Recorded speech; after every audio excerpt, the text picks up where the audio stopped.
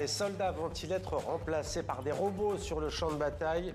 En Ukraine, une position russe aurait été reprise uniquement grâce à des machines il y a quelques jours. Autre fait notable, la montée en puissance du jeu vidéo dans les conflits modernes. Alors quels sont les avantages, les inconvénients, quels sont les risques de la guerre high-tech? Avec nous autour de la table, Eric Hazan, bonsoir. Bonsoir. Bienvenue, vous êtes expert en IA, enseignant à HEC et Sciences Po en France, auteur avec Olivier Sibony du livre Faut-il encore décider? La décision humaine à l'ère de l'intelligence artificielle, c'est aux éditions Flammarion. Cathy Rémy, bienvenue. Vous êtes journaliste au quotidien Le Monde, autrice d'une enquête intitulée La lourde contribution du jeu vidéo à la guerre moderne. On verra qu'il est question du conflit entre la Russie et l'Ukraine. À vos côtés, Bruno Cruchant, bonsoir. Bonsoir. Bienvenue, directeur des affaires publiques de Shark Robotics, un constructeur de robots sauveteurs. On va voir des cas très intéressants sur lesquels vous intervenez. Bruno Cruchant, quelle est la portée selon vous de cet événement ? Eh bien, pour moi, c'est d'abord un progrès pas tant technologique qu'un progrès en termes de tactique, puisqu'on savait que ces plateformes, elles existaient, qu'elles fonctionnent. Ce sont des plateformes qui sont performantes, mais qui sont relativement simples. Par contre, la grande complexité de la chose, c'est de réussir à en faire une tactique combinée, puisque dans cette opération, comme dans celles qui ont précédé, il y a plusieurs robots, il y a des drones, et derrière chacun de ces engins, il y a un pilote. Et donc, ils communiquent ensemble, les pilotes communiquent ensemble. Il y a encore des humains. Il y a des humains. Il n'y a pas un robot autonome en Ukraine pour le moment. Donc, c'est d'abord une très belle réussite des Ukrainiens sur le plan de la tactique et de l'appropriation de cette innovation, tout simplement. Eric Hazan, vous qui vous questionnez sur la place de l'humain dans la prise de décision, pas d'autonomie sur le théâtre de guerre ukrainien, mais tout de même, que vous inspire cet événement ? En fait, la question qu'on doit se poser, c'est qu'avant la guerre, comme Clausewitz le disait, il y avait un brouillard de guerre. On avait des données manipulées, il n'y en avait pas beaucoup. Et il fallait longtemps pour identifier une cible et pour faire naviguer une arme vers une cible. Aujourd'hui, un des pilotes dont parlait Bruno tout à l'heure se retrouve avec des centaines de cibles sur lesquelles il doit décider en quelques secondes.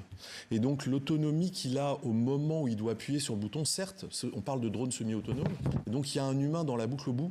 Mais quelle est la décision réelle que prend cet humain quand finalement on lui sert plusieurs centaines de cibles sur lesquelles il doit décider en quelques secondes? La décision, elle s'est déplacée vers la personne qui programme le drone ou peut-être vers le chef d'état-major, mais certainement pas vers le pilote du drone. Ouais. Cathy Rémy, la scène à laquelle on vient d'assister, c'était la semaine dernière, en fait, ça ressemble à un jeu vidéo. De plus en plus, la guerre, les guerres, on peut dire la même chose de la guerre qui oppose les États-Unis et Israël d'un côté à l'Iran de l'autre, ça ressemble de plus en plus à un jeu vidéo. Tout à fait. Tout à fait. C'est pas une chose récente. C'est là où malheureusement les gens ne sont pas toujours. Enfin, le public n'est pas toujours conscient de cette longue histoire du jeu vidéo et de la guerre qui a commencé au début des années 60, avec peut-être le premier jeu vidéo qui a été créé avec l'aide du Pentagone, qui était Space War. Qui était vraiment cette première qui n'est pas une commande directement militaire, mais qui infusait déjà quelque chose. Ça, c'est en pleine guerre froide, racontez-nous. Ça, c'est en pleine... voilà, c'est en pleine guerre froide. En pleine guerre froide, ce jeu qui n'est pas... qui reste un jeu, va être après... repris dans un contexte un peu différent. Enfin, c'est le fameux jeu, les jeux de simulation Sigma, qui vont être joués dans les sous-sols du Pentagone en pleine guerre du Vietnam à partir de 64 et qui vont justement modéliser cette guerre. C'est des jeux de simulation un peu sophistiqués et qui vont malheureusement prédire la défaite des Américains. Ils ne seront pas écoutés, mais le jeu de simulation l'avait déjà prévu à cette époque. Et il n'y avait pas l'intelligence artificielle. Alors, plus près de nous, l'Ukraine, j'aimerais vous entendre à ce sujet. Comment le jeu vidéo, parce que votre enquête, elle porte précisément sur l'armée ukrainienne, comment le jeu vidéo a-t-il contribué à cette guerre? Et contribue-t-il à cette guerre? Je pense, déjà, il y a l'aspect pilote de drone, le pilotage des drones qui ressemble, vraiment, je ne veux pas faire de raccourcis un peu trop étonnants, mais en fait, le pilotage de drone requiert les mêmes capacités qu'un très bon joueur de jeux vidéo. D'ailleurs, l'armée ukrainienne est totalement au courant de ça, parce que sur une formation, je pense que sur 2 jours de formation, ou même un joueur de jeux vidéo va apprendre 14 fois plus vite qu'un non-joueur de vidéo. Donc c'est un vivier évidemment pour les armées et c'est aussi une façon de recruter et de, je veux dire, démocratiser presque la guerre en la rendant accessible à tout le monde. Et recruter aussi, on va le voir avec vous. Je me tourne à vous, Bruno Cruchant, l'Ukraine, vous connaissez aussi, vous avez un robot, 40 unités de votre modèle qui s'appelle Colossus, ça se prononce comme ça, Colossus, déployé en Ukraine. Alors, dit-on, quand on lit sur Internet de quoi il s'agit, la résilience face aux attaques de drones, expliquez-nous. Alors, je précise tout d'abord que c'est un robot qui sert à éteindre les incendies, c'est un robot pompier, c'est celui qu'on voit juste derrière vous. C'est celui qui a servi à Notre-Dame de Paris ? Absolument, c'est un robot qui porte un canon à eau, vous le voyez là, et là c'est lors d'une intervention en Ukraine. Donc il sert à permettre aux pompiers d'intervenir plus vite et plus précisément sur les sites endommagés par des frappes, sans se mettre eux-mêmes en danger, puisqu'on connaît bien cette tactique russe dite de la double frappe, où ils refrappent là où ils ont déjà tapé, justement pour tuer, si possible, des secouristes, pour réduire la résistance de l'Ukraine. Donc on est très fiers évidemment de ça. On sait que les robots servent plus d'une centaine de fois par mois. Je peux vous dire que, par exemple, sur le robot pompier, on est bien loin du jeu vidéo, puisque d'ailleurs, nous avons dégamifié, si je puis dire, notre télécommande pour l'adapter aux gants des pompiers. Donc, on a des gros boutons, des grosses manettes, etc. etc. Ce qu'il faut retenir, c'est qu'en robotique ou en pilotage de drone, ce qui compte, c'est l'adaptation à l'utilisateur. Et en l'occurrence, l'usage pompier étant un peu différent de l'usage militaire, nous, on a fait ce choix d'avoir une ergonomie qui soit moins fluide, si je puis dire, mais parce qu'elle est plus utile. Ouais, là, c'est le bon côté des choses, si l'on peut dire. Oui, l'idée, c'est qu'on va plutôt aujourd'hui vers plus de fluidité. C'est-à-dire que ça va très très vite, la guerre. Là, aujourd'hui, ce qu'on ne s'est pas posé comme question, c'est qu'on n'a pas de doctrine militaire sur l'utilisation des drones semi-autonomes qui tirent, pas ceux qui sauvent. Et alors évidemment, quand vous êtes... Vous dites d'ailleurs que c'est assez étonnant parce que pas étonnant, mais sur le nucléaire, il y a eu depuis des dizaines d'années un débat public ouvert ou autre. Et là, vous dites c'est quasiment silence radio, c'est l'omerta en fait, sur le sujet dont on parle aujourd'hui. C'est pas à vous que je vais apprendre que le multilatéralisme n'est pas complètement à l'ordre du jour. Et donc, il faudrait qu'il y ait de nouveau du multilatéralisme. Il faudrait qu'il y ait une implication citoyenne dans l'établissement d'une doctrine militaire derrière les drones semi-autonomes. Et peut-être demain, on sait bien qu'on n'est pas très loin du drone autonome. On sait les faire, on les utilise pas. Donc, mais c'est quoi le problème? C'est de savoir qui en fait est responsable de la prise de décision, qui appuie sur la gâchette, si on peut. En fait, comme on se le disait, la décision, ça devient quels objectifs, quel système de règles. Et donc, finalement, qu'est-ce que je suis prêt à accepter comme niveau d'erreur? Ça, c'est une décision qui est une décision de doctrine militaire. Et ça doit être débattu avec des citoyens. Un débat collectif avec des citoyens.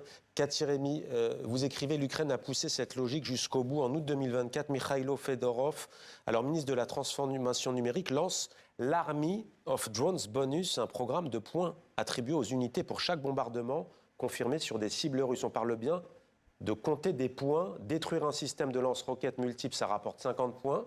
Un char, ça rapporte 40 points. Et tuer un soldat ennemi, ça rapporte 6 points. Totalement.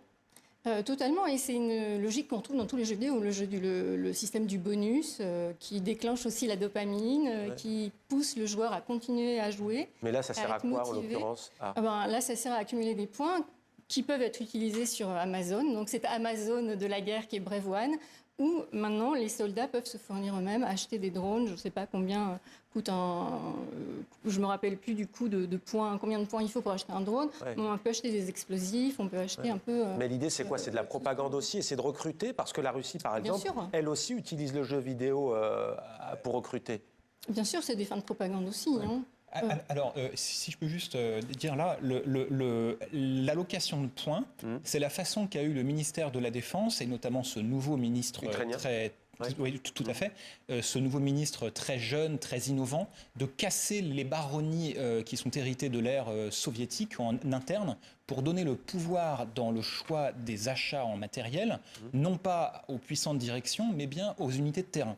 Quand elles reçoivent des points, c'est pas des points juste pour la gloriole personnelle, etc. C'est pas du tout ça. C'est pour acheter sur la marketplace, comme ils disent, les matériels qui leur semblent le plus pertinents. Par exemple, l'essor depuis 3 ou 4 mois des robots terrestres en Ukraine, avec un triplement du nombre de missions en 3 mois, vient directement du fait qu'ils ont intégré les robots terrestres sur la marketplace.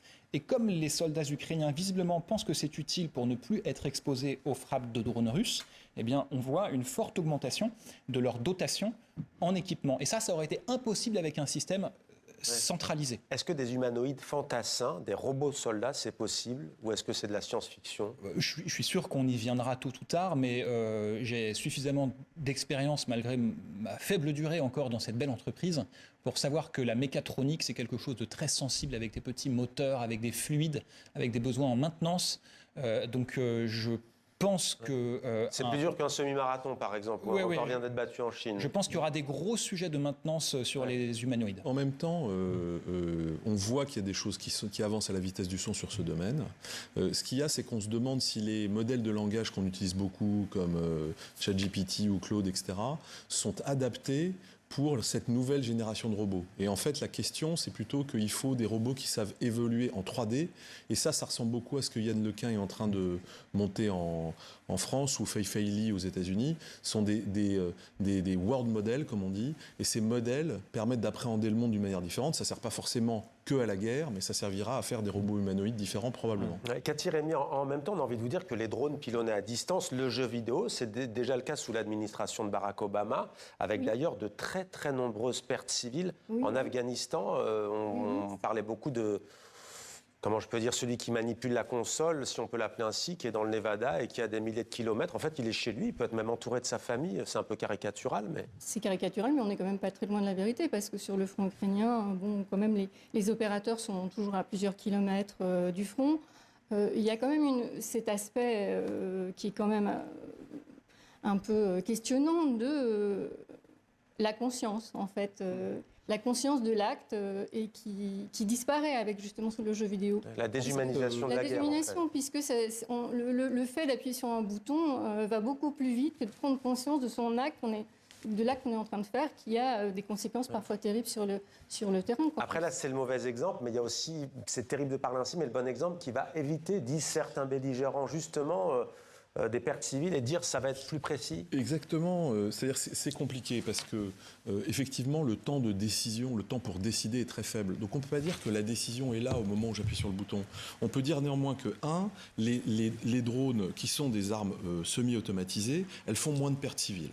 Moins de pertes civiles que de balancer un missile, on comprend très bien, n'importe où. Voilà. Donc, il y a un côté cynique dans cette analyse. Mais, néanmoins, il y a quelque chose autour de... Finalement, c'est une guerre qui est censée être, et j'ai honte déjà en le disant, un petit peu plus propre. Mais c'est quand même la guerre. Donc, il y a ce premier point. Vous alertez sur la banalité algorithmique qui dilue la responsabilité de l'être humain dans l'acte de guerre. Exactement. Le problème que citait Madame, et je pense que c'est ça le point clé, c'est où se trouve la responsabilité. Et donc, encore une fois, elle est de moins en moins entre les mains du soldat ou du jeune soldat, enfin tous les soldats sont jeunes, qui appuie sur le bouton dans son... Elle est dans les mains de l'entreprise. Elle est peut-être dans les mains de l'entreprise. Est-ce qu'elle est dans les mains de l'entreprise? Est-ce que vous avez déjà, vous, ces questions? Mais la vraie question, c'est la responsabilité. Je pense qu'il faut qu'on distingue entre les outils. La plupart des vecteurs, que ce soit des drones aériens ou terrestres, sont aujourd'hui largement pilotés et contrôlés. D'ailleurs, avec un retour vidéo qui permet à l'opérateur d'annuler sa frappe, ce qui n'est pas le cas avec un missile. D'ailleurs, en termes de déshumanisation, ça fait 80 ans qu'il y a des bombardements stratégiques à 12 km d'altitude ou à 4 000 km de distance. Donc, oui, c'est déjà... Voilà. Mais qui permettent aussi à cet opérateur et en vue première personne de voir dans les yeux la personne sur laquelle il fonce. Donc je pense qu'en termes d'impact psychologique, ça n'est pas si neutre qu'on le pense. Mais vous êtes prêt à fabriquer des robots tueurs ? Nous, on a déjà commencé à parler avec le ministère de la Défense en France pour savoir quels étaient leurs besoins. On fait partie de ces challenges d'innovation qui sont en cours. Et ce qui est certain, c'est que si dans 2 ans, comme c'est la doctrine de l'OTAN, il y a un risque de choc avec la Russie dans les pays baltes, il faudra que nos armées soient dotées de robots, parce que ce n'est pas 15 000 chars qui débarqueront dans les premières heures, c'est 150 000 drones. Donc si on veut que nos soldats aient une chance, il faut qu'ils soient équipés en robots terrestres. Merci beaucoup à tous les trois, Cathy, Rémi, Éric Hazan, et donc d'avoir été également avec nous pour parler de ce que vous faites déjà en Ukraine, puisqu'on rappelle à des fins civiles, pas militaires. À des fins civiles. En Ukraine, Bruno Cruchant, Shark Robotics, merci beaucoup à vous.